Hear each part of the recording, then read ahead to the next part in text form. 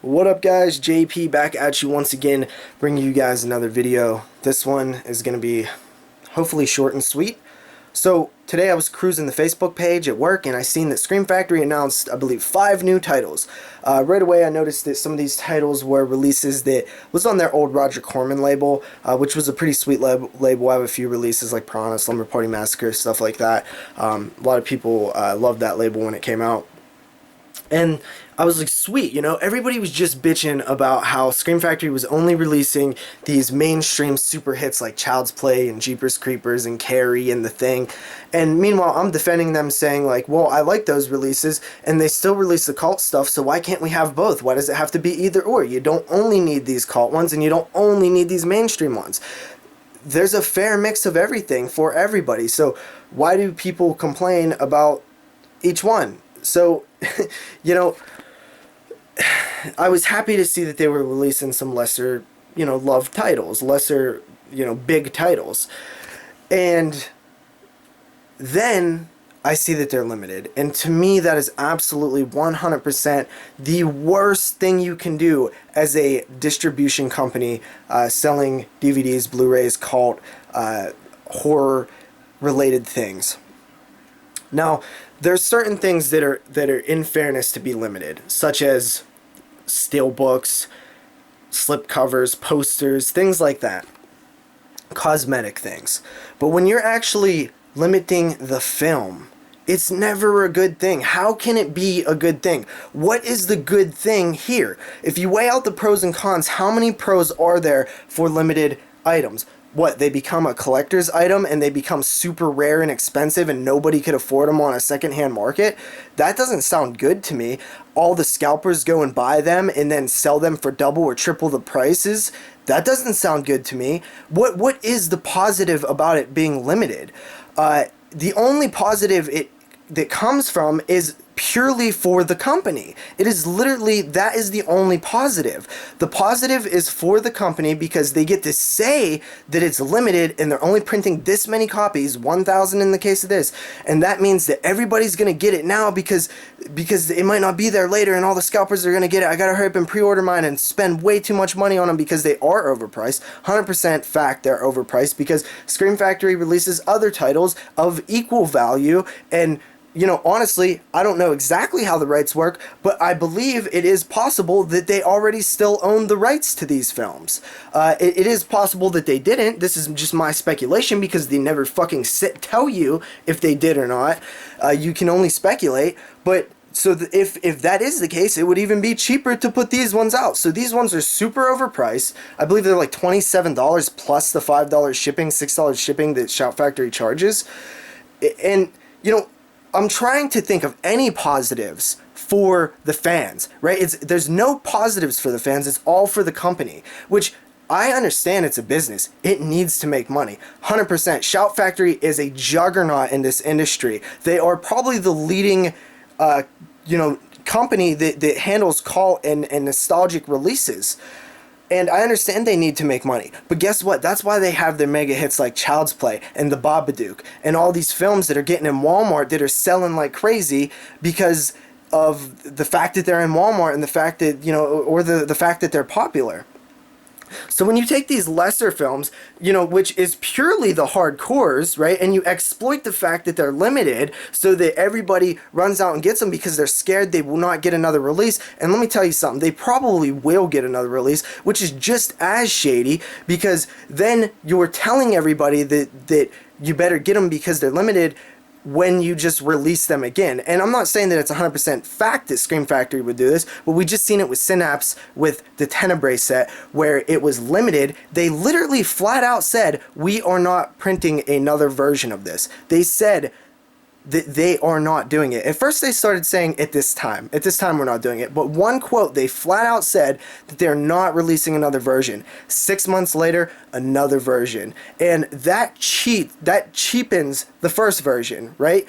The limited version, and the people that spent, because there's a lot of, you tricked people, because there's a lot of people who would not have got that first version had they known that 6 months later the other version was coming out because you tricked them into thinking that's the only way to get it, and that's wrong. So if Scream Factory goes and puts these in double features 6 months down the road, that's even another thing that is bad. But we can only focus on what they did do, not what they might do. So in this case, it's only about the limit of the film, because you're limiting art. You're only allowing a certain amount of people to get this. Everybody should have a fair shot at it, and they don't. You don't have a fair shot at it when it's limited to 1,000, okay?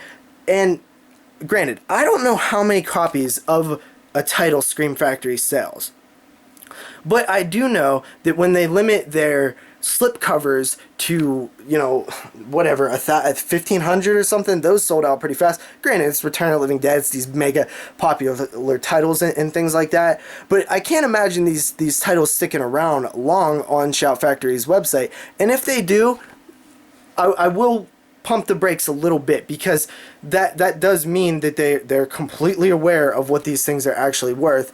But it's just the fact at the end of the day that when you first, because you don't know for a fact if they're gonna, you can't project those things. And then, and you know, we've seen it with the Nightbreed set, right? The Nightbreed set where Scream Factory said 5,000, we're making 5,000 of these. Those sold so fastly that then they went and released another 5,000. And I think that's slightly unfair to the first people who got there, because it's not unfair in the grand scheme of things. Like, it's better that more people was able to get it, but because you said that it was 5,000, that's when it becomes problematic, because they're buying it off of false information. So it's better at the end of the day to not limit anything and allow everybody to have a chance to get it. And it's better to have 10,000 than 5,000, but it's not better to have 10,000 after you said you were only releasing 5,000. And Scream Factory has done a few shady things here and there, but for the most part, I've always supported this company, and I've been a big fan of theirs. I've defended them time and time again. Time and time again, I've defended these guys, right? And this is just something I can't defend because there is no positive for the horror fan, right? The only positive is that you get something special that's limited. But really, that is not a positive, because it hurts the community as a whole altogether, because these things become overpriced and they become these items of just disgust to me, because they're out there and these people are trying to get $150 for these limited items that came out, and you know, it's not the fan is not getting them. It's the people who want them for resale value who are mostly getting these. Granted, there are a few fans here and there that get them and hold on to them and are really happy about that, but for the most part, it's people that are just gonna resell them, and like, yeah, okay, it makes the company money, but it's gross. It's gross for the horror fan.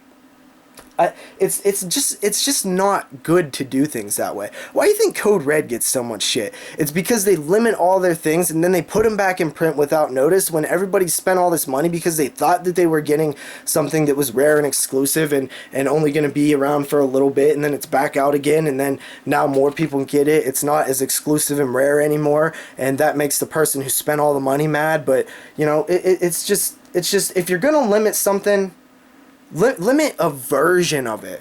Limit a version with a CD, or a version with a steelbook, or a version with an alternate slipcover, or something like that. You know, don't limit the film. That does nothing. That does nothing for the purpose of these fans, these hardcores that want to collect these things. When you limit it, it doesn't help anything. It only hurts.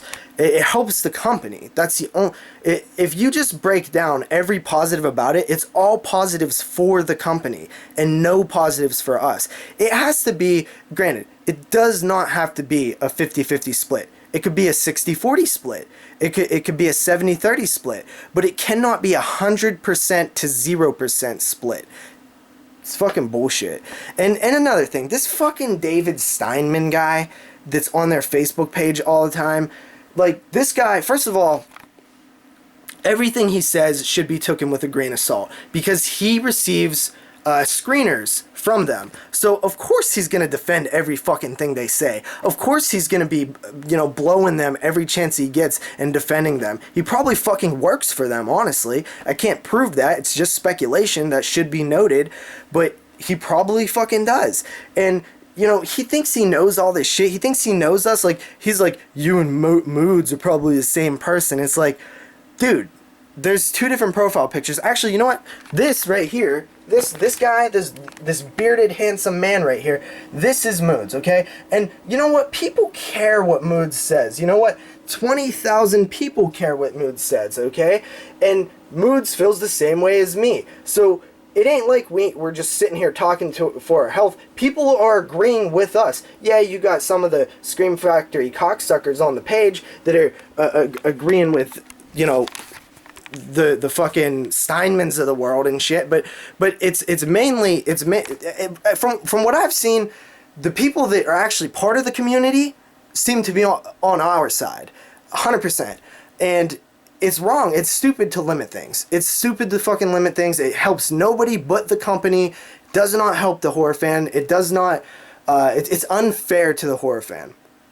And before people say shit like, somebody said something about like not supporting or something like that. But guys, like, do you see these right here? These posters: Nightbreed, Halloween 3, Motel Hell, all the sleepaway camps, right? Fuck, dude. I mean, I have 15, 20 more posters that aren't even framed from Scream Factory. I ordered directly from their website to support them because I know that's 100%, nearly 100% profit for them versus something like Amazon where they're getting like pennies on the dollar. And I do that because I loved the company. And that's truth. And I've supported this company for years. You can go back on my channel from day one when it was announced. I was covering this shit. I was covering Scream Factory, and look, guys, I mean, I fucking have nearly the whole entire fucking collection here. I only recently stopped because I couldn't fucking keep up anymore because they were releasing too many fucking films that I couldn't afford, and all these IFCs and shit. Which is whatever, it's fine. I understand that those titles sell well in Walmarts. I had to slow down on picking up everything, but for the longest time, I've bought every fucking release, dude. So, I think that if anybody has a say in this, if anybody has an opinion that should be listened to, it's probably the people that fucking bought every one of your fucking releases. And me and Moods can claim that. And a lot of people that follow our videos and our podcast. We have a really successful podcast that people listen to. People take our advice. And, they're all pissed off too. Fuck Scream Factory and this limited bullshit. It's lame. It does nothing but help them. 100%. I would love to hear if anybody has any positive for us, for the fans. What's the positive? Let me know. Anyway, guys, I wish I could have sat down and got like a pros and cons list and really explain my points on this, but I just kind of hastily done this. And I mean, it really comes down to the fact that when you limit people from seeing something, it's never good. It's never a good thing. And that's it. Peace out, guys.